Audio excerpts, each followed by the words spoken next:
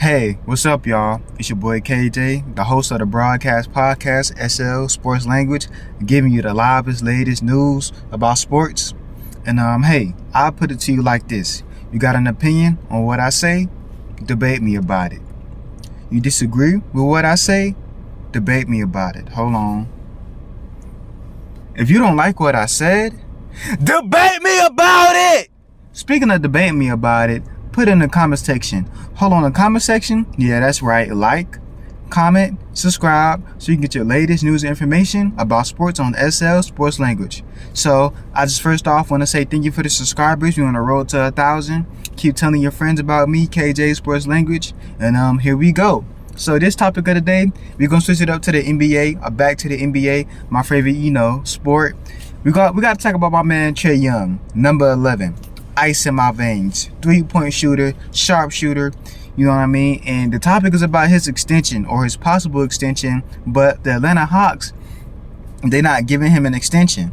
So I heard about this news a couple of days ago when I was seeing Kendrick Perkins and other commentators talk about this on ESPN, if I'm not mistaken.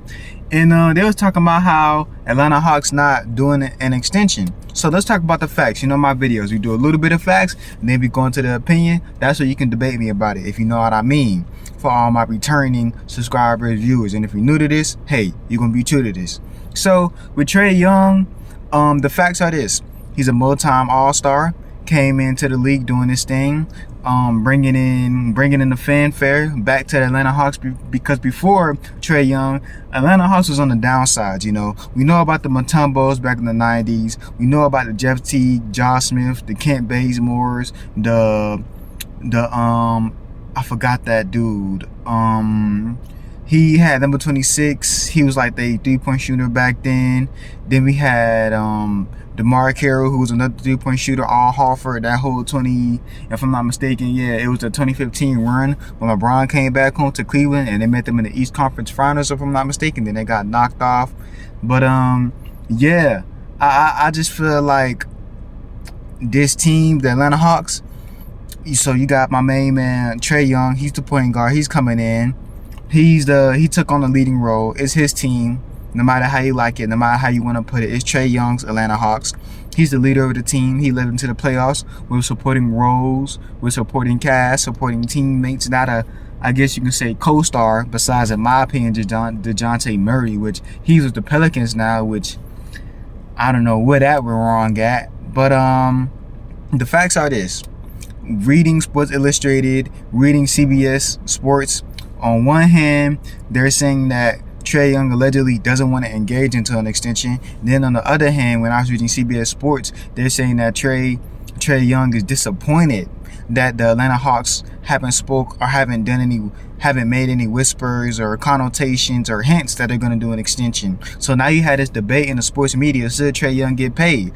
Now I'm gonna say yes, but we're gonna get into that in the opinion side. So here's the facts: the Atlanta Hawks possibly aren't going to engage into an extension, allegedly, but there is no alleged about it, because they would have been doing an extension, whether it be this mid-season, whether it be after the trade deadline, or whether it would have been this summer after their 24-25 season. So the Atlanta Hawks haven't proposed any extension, no new money coming in for my main man Trae Young, and allegedly Trae Young's going to seek the rest of his contract this final season. So this would be his last guaranteed contract, or last guaranteed season, part of the contract. So this upcoming 25-26 season, this is gonna be it. This is gonna be he's seeking the final part of his guaranteed contract, and then this is gonna be the season where he opts out of his contract, allegedly based on different news sources, to where the 25-26 season, to where he can opt out and he can be one of the most prominent free agent, which you haven't had a prominent free agent in a long time, I feel like.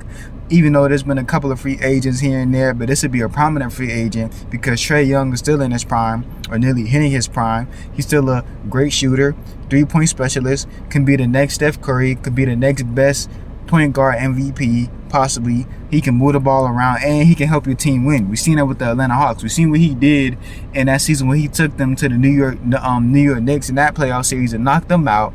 So my point is this: We got the Atlanta Hawks. They're not doing an extension. We got Trae Young being disappointed allegedly, but he possibly may not want to engage in no extension allegedly. So he's going to seek the rest of his contract until he can see what's out there, whether it be free agent wise or what Atlanta Hawks is going to give him after this season. And another fact is that we have the roster change. So we got Luke Kennard, who's supposed to be a sharpshooter, who's supposed to be a good wing for my main man Trae Young. Then we got my main man Kristaps Porzingis, who the Atlanta Hawks have required, which is supposed to be like another right hand man for him. Like I said, these are all complementary players, not in a supporting cast, not another all-star like with the Boston Celtics big three, KG, Ray Allen, and Paul Pierce.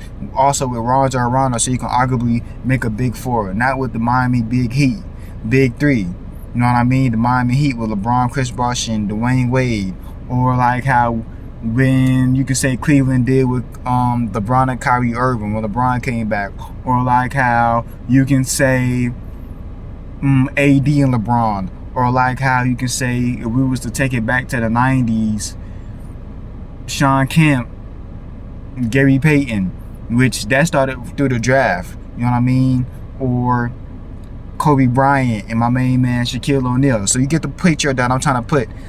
The Hawks haven't really put nobody around Trae Young at an all-star level to where this can be a 1-2 punch or a 1-2 punch with a supporting cast. It's just an all-star with complementary players or a supporting cast. But with Kristaps Porzingis and Luke Kennard, this might can work at least to the second round. And I know what you're thinking. Well, why settle for the second round? Why not possibly more to the finals? So I was reading CBS Sports, and they were saying how this season can make or break Trae Young. Because these are all facts. You can look it up yourself. They're saying this season, this can be Trae Young's make or break season. Which means if he does phenomenal, become another all-star, become all-NBA, probably MVP caliber season, no injuries, and can lead the Hawks to the second round, possibly the East Conference Finals, which the Hawks have never been since 2016, have never gotten that far. This can possibly be a make or break season pocket-wise, to where he does good this 25-26 season. He can bring in the Brinks truck. I said he can bring in the Brinks truck. I said Trae Young can bring in the Brinks truck full of bags like Richie Rich.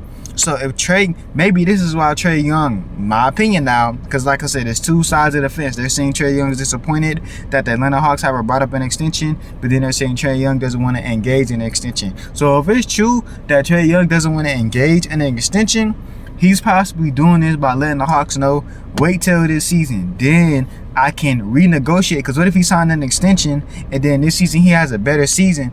He can't go back into his contract and renegotiate, especially if there's no player option. So if he does great this season, he's gonna opt out and be like, listen, you seen what I just did this past 25-26 season. You seen I became an all-star again, all NBA, all offensive team, all NBA team, nearly an MVP caliber player. Y'all gonna pay me the utmost. Y'all gonna nearly have to hurt.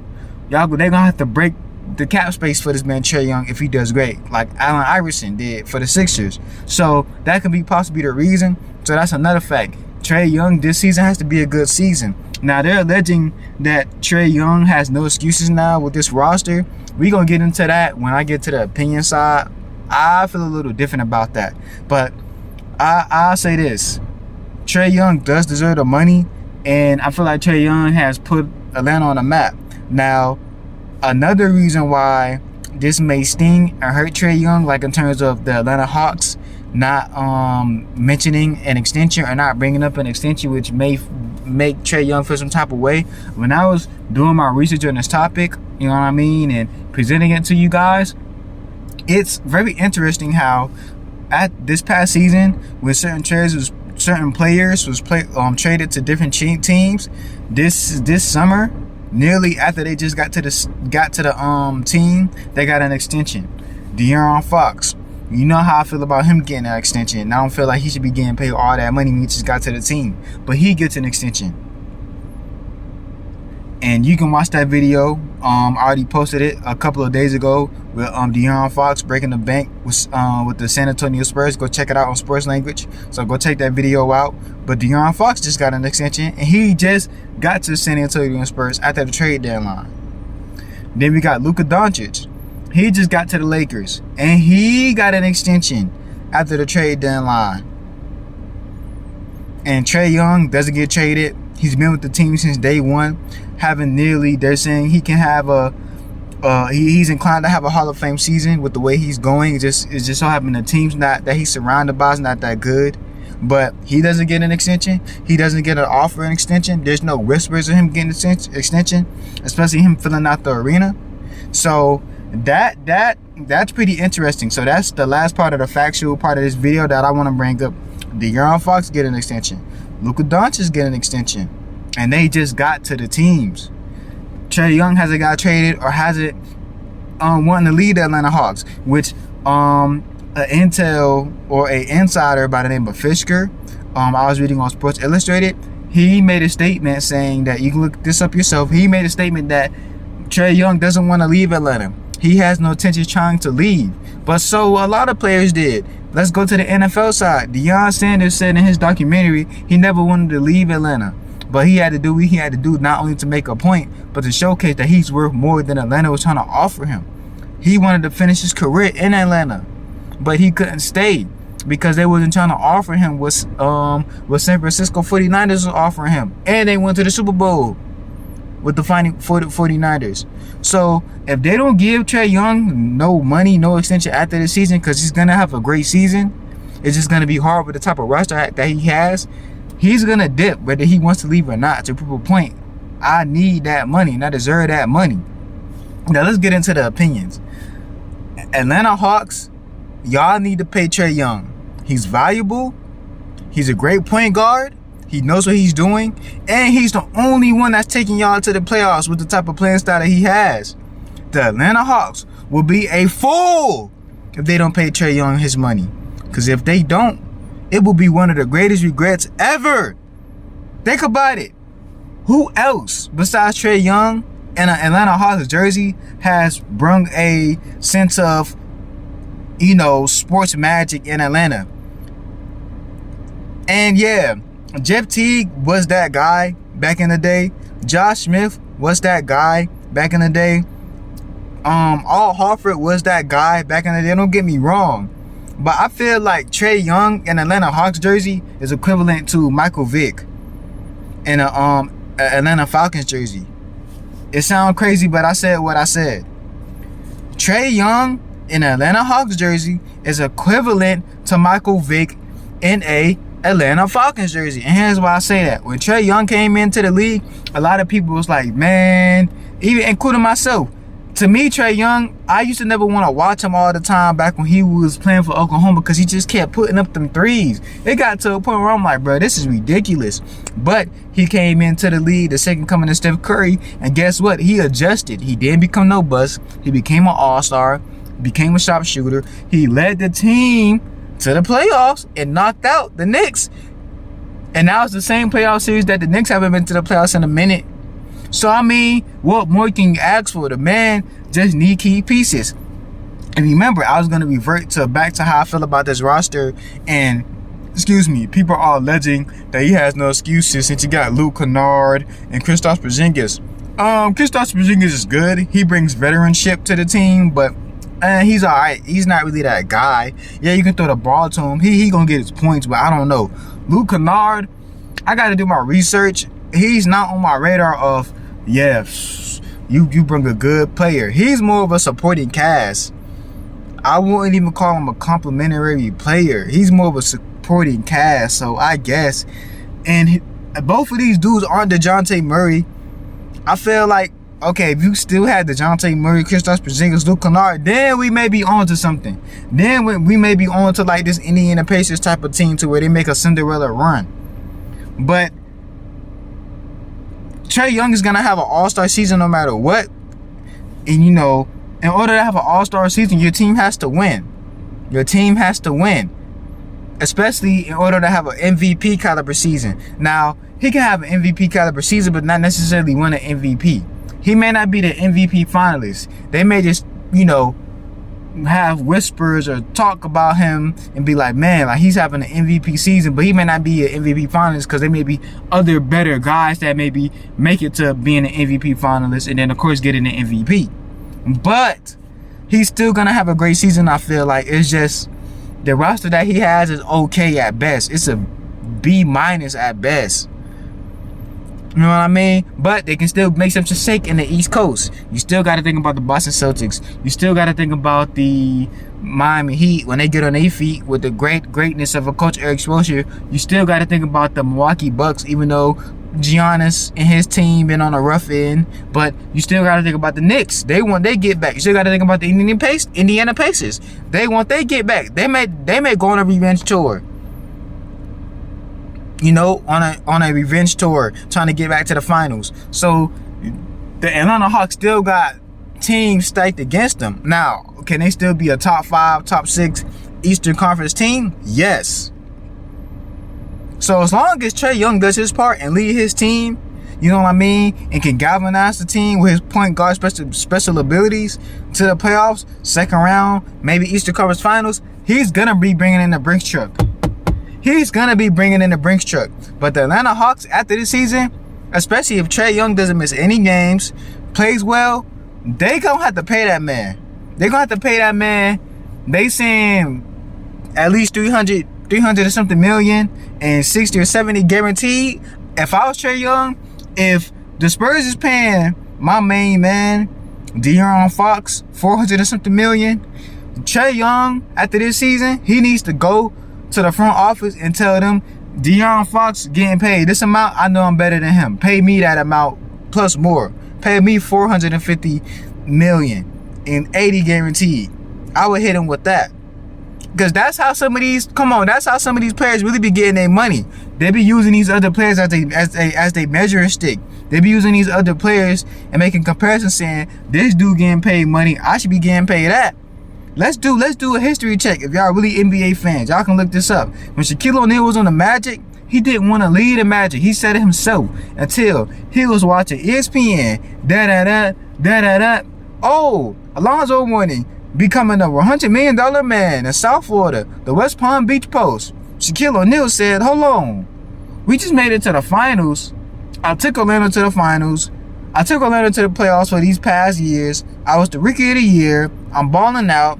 I'm the face of the franchise. Let me call. Renegotiate. I want nearly at least 120, 130 million. The Orlando Magic like, nah, we gotta look out for Penny, and I don't know about that. We ain't paying you that much. You just got into the league. Okay, Jerry West said, I got you, Shaq. Come to LA. By the time Orlando tried to renegotiate and give Shaquille O'Neal a new contract, Shaquille O'Neal was out of it. He said, nah, y'all told me no the first time, I ain't gonna beg and ask again. So that's the mentality Trae Young gotta come with.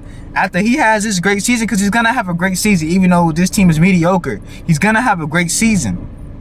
Trae Young, you need to hit them boys with, you see what Luka's getting? You see what DeAndre's getting? Tell your manager, tell your people, I want that and more.